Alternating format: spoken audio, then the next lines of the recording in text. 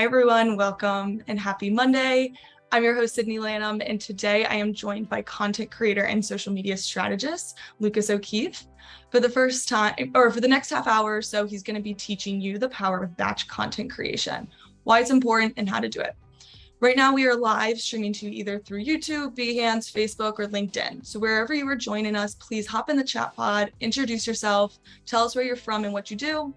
And should you have any questions throughout this webinar, don't be shy. We have moderators moderating all the chats to ensure that we answer all your questions. So without further ado, I'm going to hand it over to Lucas. Hello, everybody. As Sydney said, happy Monday. My name is Lucas O'Keefe. A little bit about me. I am a full-time content creator, but first and foremost, I'm a full-time elementary school teacher just outside of Toronto, Canada.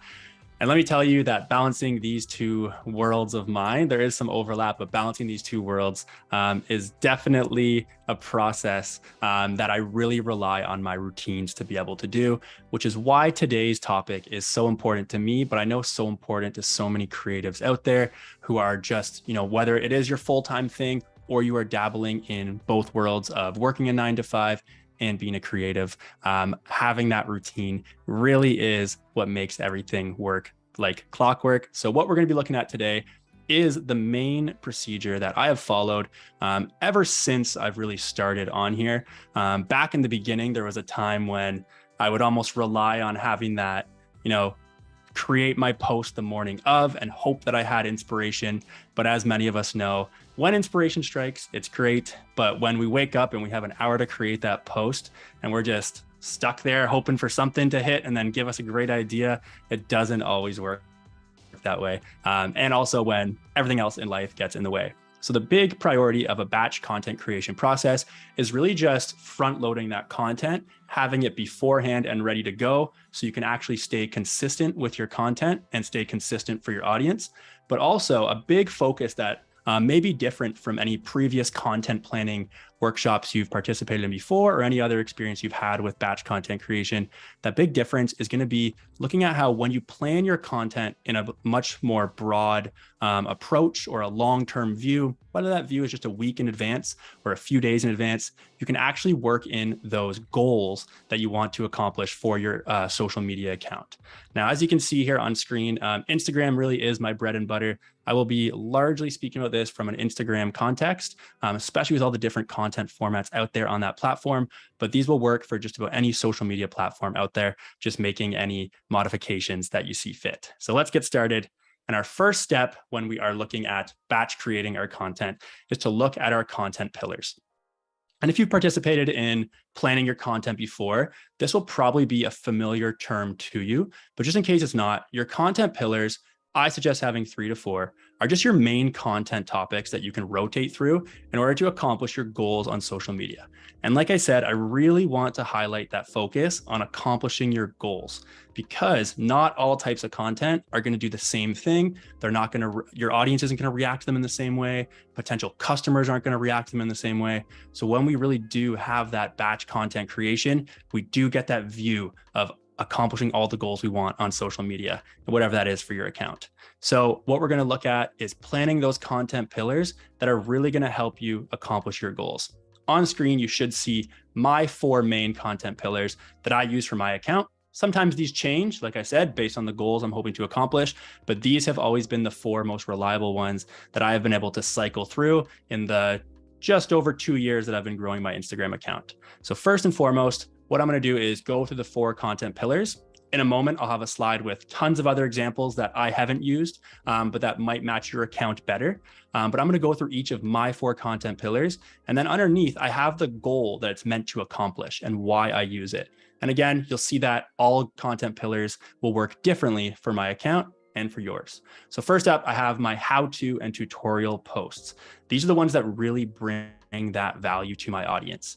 I like them because they lead to, in my opinion, they lead to more post saves. So what that means, someone's perusing that content on social media, in my case, Instagram, they see that there's value here. They see that there's something they want to come back and check again. So they're going to hit that save button.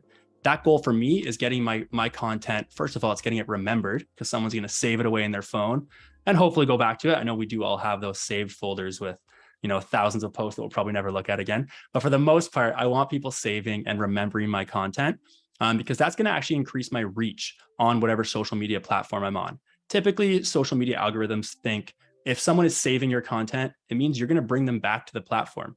You're going to keep bringing them on it to check it again because they saved it. They want to see it twice. So that's going to increase that reach.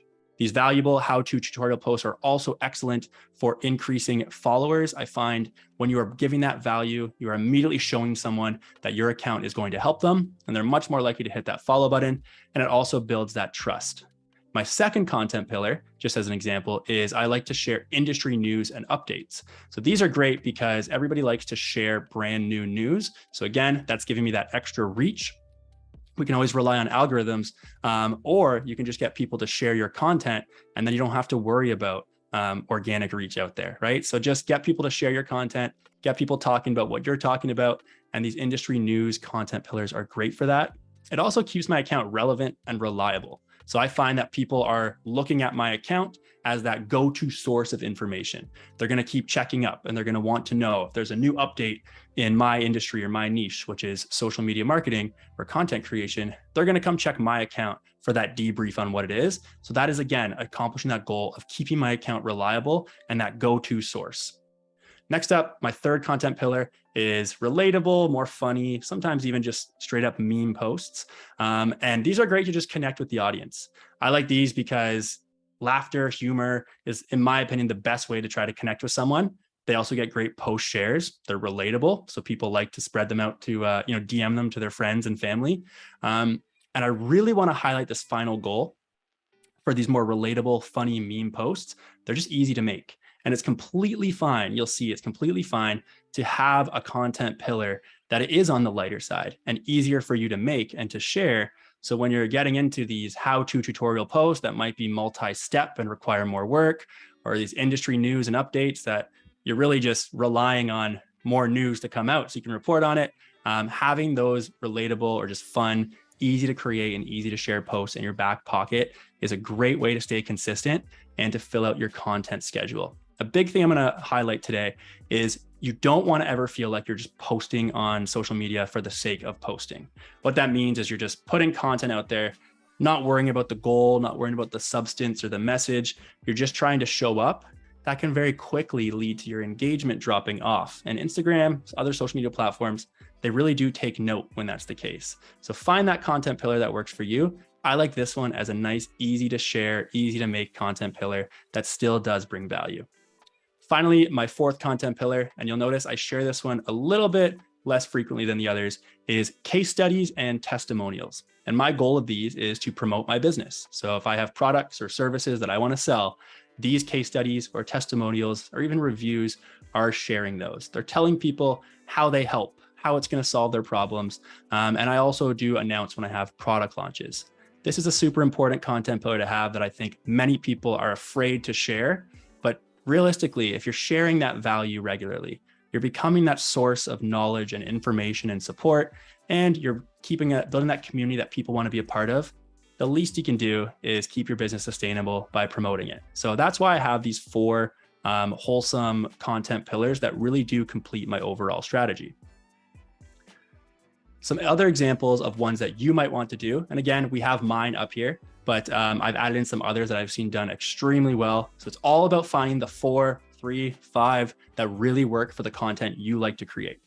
So we have my how-tos that I mentioned, industry news, fun posts, reviews, case studies, memes, giveaways. And then this side is going to be some more new things. You can share photos or even videos of your life. A really common content pillar that I love to watch has been those day in a life reels where people take you along on their phone and just show what's interesting to them and tell a story about their life. That's a really popular one right now. Quotes, challenges for your community or for your audience to participate in, infographics and checklists. Those are two excellent content pillars that I love to create in Adobe Express. They're super easy with templates. You can use trending sounds on reels, and you can share work samples or examples from your portfolio. So again, it's all about finding the ones that are right for you to create and that you can share to your audience on a consistent basis. And Lucas, we have a question from that list that you just shared. Yes. Did you sample through this list to identify which pillars performed best on social media? Yep. So I've tried just about all of these at some point. And again, it really does come down to your audience. And that's the great thing about social media is there are billions of users out there, right? And they're not all going to like these kinds, and you're not going to like creating all these different types. So I really do suggest sampling, trying them out. First and foremost, make it the ones you like to create. And then once you have enough of that content being created and put out there, that's when you start running tests on your audience and really just applying that feedback. Also looking at, in Instagram in particular, I love to look at my analytics. So typically I'll hop in there and see, okay, which posts got saved the most in the last 90 days or even the last year? Which post brought me the most followers? Which post brought me the most shares? And that's another great way to form your content pillars by looking at those different metrics and how each content pillar might be stronger at getting you those metrics. From there, what I like to do is move on to the brainstorm step. And here's where you'll probably see the school teacher in me start to come out a little bit more. Another reason why I love Adobe Express as a teacher and as a content creator is because of all these brainstorm templates. So you can see I've just fired in the keyword brainstorm and found one that I really liked. The idea here is it doesn't have to look like this. If you're not visual like me, you can even just use a list or just open up a notepad and just start writing it out or typing it out. But your main goal to really just brainstorm that content is to set a 5-minute timer for each of your content pillars. So if you have 4 like I do, you're going to set aside 20 minutes in total. 4 minutes or 5 minutes for each of those 4 pillars. And what I want you to do during those 5 minutes, and Monday is a great day to start this off. So if you're feeling proactive after this, you want to try it out, that's definitely what I suggest. What you're going to do is just write down every possible content idea that fits in with that pillar. And the thing I really want to prioritize here is don't be too critical or analytical or restrictive of your ideas at this point. You really want to just write down everything that comes to mind. Even if when you do sit down and start thinking about designing that content, which I'll get to in the next few steps, even if it all of a sudden doesn't feel like a good content idea anymore, you don't know what to write about it, write it down anyways. You might have it in the future. You might want to come back to it in the future. Right now, it's all about not being restrictive and just letting your ideas flow. And you're going to do this for all of your content pillars. So you can see here, I have my how-to or tutorial pillar, which is, again, my favorite one. And just sitting down, thinking about my niche, helping people grow on Instagram through content, I might think of how to plan your Instagram grid, how to make your first Instagram reel, how to find hashtags for Instagram, how to create engaging stories, how to make a content calendar, how to structure a viral reel, how to form a consistent brand identity, which just happens to be what we're going to be looking at in tomorrow's session, if you'll be joining us for that. But these are just the most common questions I get asked from my audience. Sometimes I look at even what other people's audiences are asking, and also just the first things that when I look at my own journey as a content creator or in my industry doing what I do, these are the first things that I maybe had trouble with. So again, just look at what you can fit into that content pillar as you brainstorm and don't overthink it.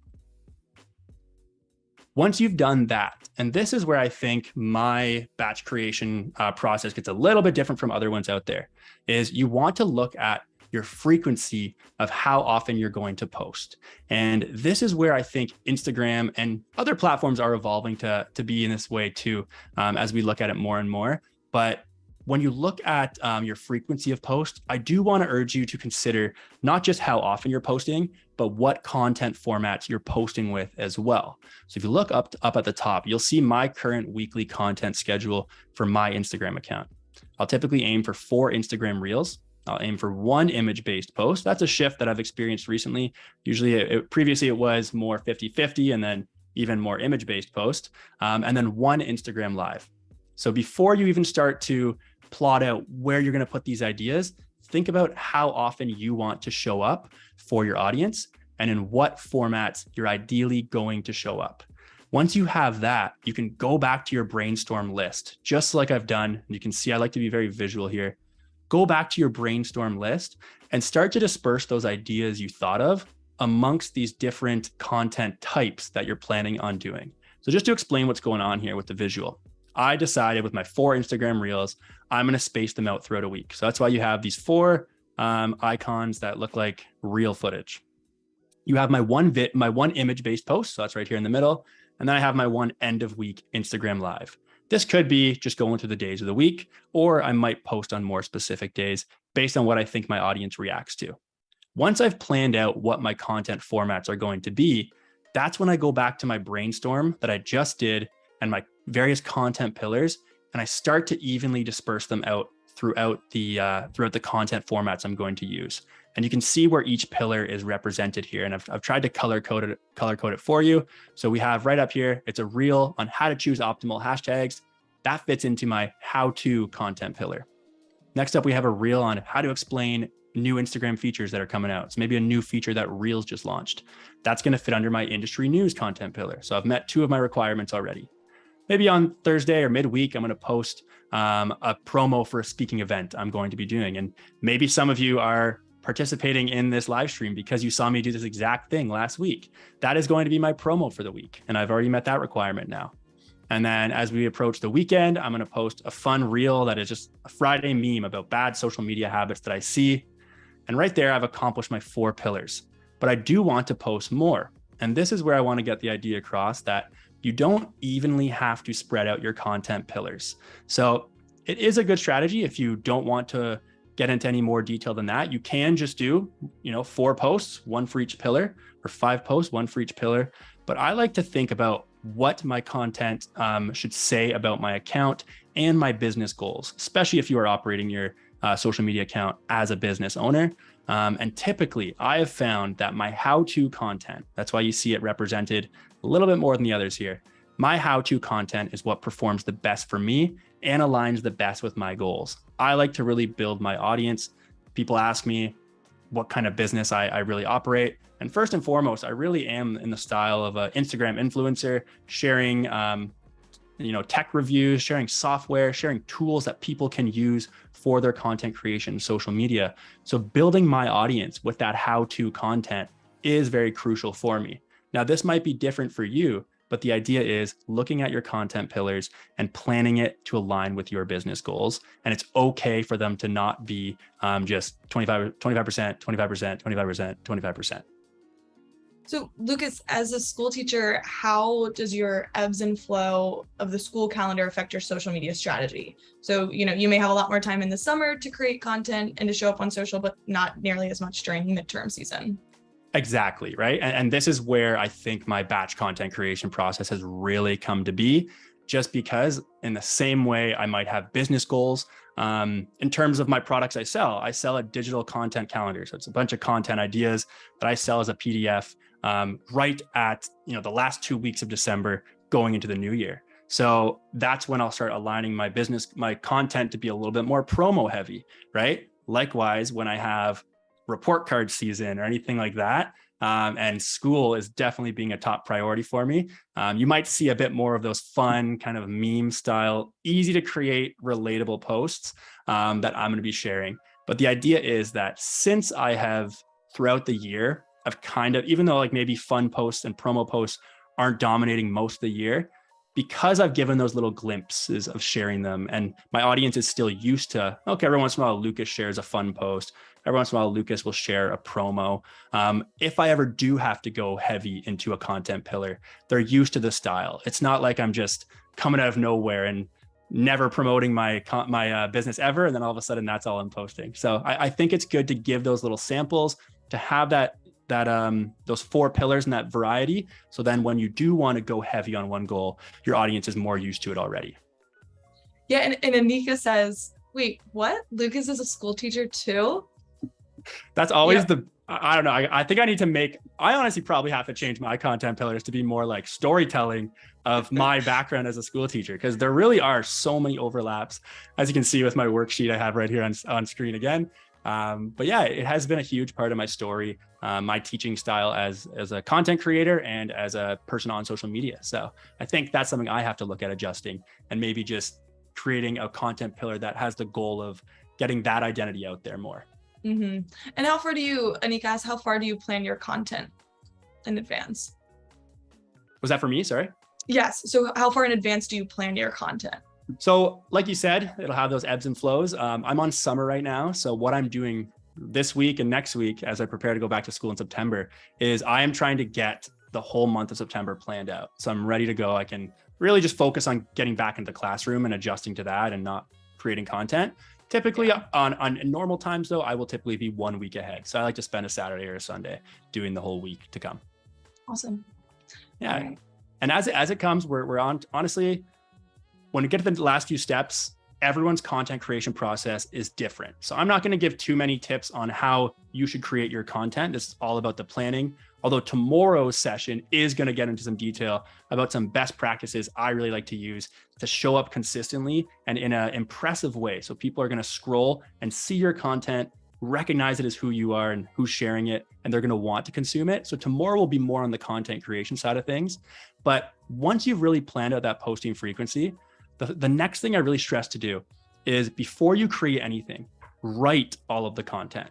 So whether that is for a video or a reel, like you'll see here, I've scripted out the various scenes. And I really do stress those transitions when you're doing video content nowadays. Don't just have one kind of talking head, have those switches and those transitions all throughout. But you can see right here on screen. And again, I just popped this into, I think I typed in flowchart as my keyword on Adobe Express to get this template. But this is just a flowchart script of how I want this reel to play out. I could do the same if I was doing a swipeable interactive carousel post. You know what? I probably would do the exact same thing for this presentation you're watching right now. So it's always, in my opinion, much more productive to write it all out first and then plan to make the content next, because then you know what you're going to be doing and you're not really switching your process. I think if we go from writing one post and then designing it and then back to writing another post and designing it, filming it, we really are wasting that time and having to get our brain wired or even getting camera ready, whatever kind of content you're creating every single time. Yeah, that's great advice. And we have about 5 more minutes today. So go ahead and get your questions in if you have them. But if not, like Lucas said, we'll be back here same time tomorrow. Lucas is going to be talking about the importance of brand consistency. And then from there, like we said, that's where we really get in. Tomorrow's where we're really going to get into more creating and looking at that, having that recognizable brand across the board. But once you've written your content, the hardest part is over. And like I said, my big recommendation is create one format at a time. So if you're like me and you create reels or video content and then photo content, do all your reels, do all your video. Like I said, get set up for what you need to film, do it all, and then go to your computer, go to Adobe Express and design all your photo or graphic design based content, right? If you're jumping all over the place, it's really going to lead to an inefficient process in my opinion. From there, just some final finishing touches or reminders that I like to just remind people of as we kind of wrap this up for batch content creation. Don't forget your hashtags and your captions. I personally suggest saving them in a spreadsheet so you can quickly find them for the right post. So I might have my graphic design hashtags in a column. I might have my marketing hashtags, might have my Instagram tips, and I just copy and paste them or take a look and bring them over to that post. You may wish to schedule your content in advance so it's ready to post without you needing to be at your phone or wake up in the morning and scramble to do that while you're getting ready.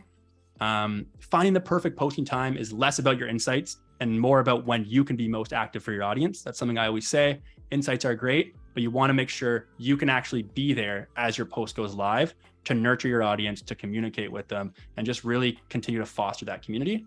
And then last, social media is less about posting every single day. So again, I think many of us hear this advice that we have to post daily, and it can really intimidate people and lead to burnout if they do try it right from the start. It is much more about finding the right routine that you can maintain in the long term and to really just keep going.